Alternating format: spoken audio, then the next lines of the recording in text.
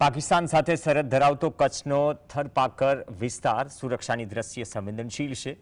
1965 અને 1971ના ભારત પાકિસ્તાન યુદ્ધ દરમિયાન આ વિસ્તારના લોકો સૈન્ય સાથે અડીખમ રીતે ઊભા હતા। અત્યારે પાકિસ્તાન સાથેની યુદ્ધ જેવી સ્થિતિ વચ્ચે થરપાકરના લોકો ફરી પોતાની દેશભક્તિનો પરિચય આપવા તૈયાર છે। થરપારકર, જેને થાર રણ તરીકે ઓળખાય છે, ભારતના ગુજરાત રાજ્યના કચ્છ જિલ્લામાં આવેલો એક મહત્વપૂર્ણ રણ પ્રદેશ, જે પાકિસ્તાનના સિંધ પ્રાંત સાથે સરહદ ધરાવે છે। આ વિસ્તાર પાકિસ્તાની સરહદે આવેલો હોવાથી રાષ્ટ્રીય સુરક્ષાની દ્રષ્ટિએ અત્યંત મહત્વપૂર્ણ છે। થરપાકરનું સરહદી સ્થાન તેને સુરક્ષાની દ્રષ્ટિએ સંવેદનશીલ બનાવે છે। ભારત પાકિસ્તાન સરહદે આવેલા વિસ્તારમાં ભારતીય સેના અને બોર્ડર સિક્યુરિટી ફોર્સ એટલે કે BSFની મજબૂત હાજરી છે। અત્યારે પાકિસ્તાન સાથેની યુદ્ધ જેવી સ્થિતિ વચ્ચે આ વિસ્તારના લોકો અડીખમ રીતે સેના સાથે ઊભા છે। गवर्नमेंट जब हम आए थे, जब जमीन भी हमको दिया गया था और लड़कों को बॉर्डर विंग जैसी फोर्स बनाकर उसमें रखा था, सब ट्रेंड हो गए और ऐसी कोई लोगों की सोच हिम्मत है बॉर्डर पर सब, और आगे कुछ होगा तो ये सब बॉर्डर की जनता फोर्स के साथ होगी, फौज के साथ होगी, पुलिस के साथ होगी। આ વિસ્તારના લોકો, જેમાં રાજપૂત, રબારી, ભીલ અને અન્ય આદિવાસી સમુદાયનો સમાવેશ થાય છે, આ તમામ ઐતિહાસિક રીતે સેનાને સમર્થન આપતા આવ્યા છે। પાકિસ્તાન સાથેના અત્યાર સુધીના તમામ યુદ્ધમાં થરપારકરના સ્થાનિકોની સેના પ્રત્યેની વફાદારી અને દેશભક્તિ રાષ્ટ્રીય સુરક્ષા માટે અમૂલ્ય સાબિત થઈ છે। हम लोग 47 से लेकर जब तक 65 और 71 में हम लोग आए ना, सबसे ज्यादा में ज्यादा 71 में हम आए थे थरपारकर से।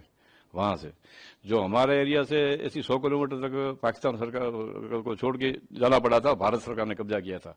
तो बाद में हम लोग यहाँ सब जो हिंदू बस्ती है, सब जो लोग चले आए थे इंडिया के अंदर, कोई राजस्थान बॉर्डर पे, गुजरात बॉर्डर पे ज्यादा में ज्यादातर लोग आए। और सरकार ने यहाँ भी आने से, यहाँ आए तो हम लोगों को 10-10 एकड़ जमीन दी थी सरकार ने, और नागरिकता हम लोगों को जो आए सब लोग उसमें ज्यादा में ज्यादा हम लोगों को मिली है थोड़े टाइम में, मतलब 8 साल के अंदर हमको यहाँ भारत का नागरिक बन गए और सब पूरी तरह सब लोगों को फिट हो गया। अच्छा हुआ 10-10 एकड़ जमीन दी गवर्नमेंट ने और 6,500 रुपया उस टाइम में दिया था।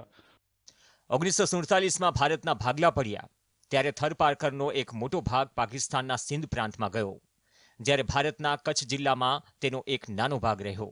1971ના ભારત પાકિસ્તાન યુદ્ધ દરમિયાન થરપારકરનો પાકિસ્તાનનો હિસ્સો ભારતીય સેનાના કબજામાં આવ્યો।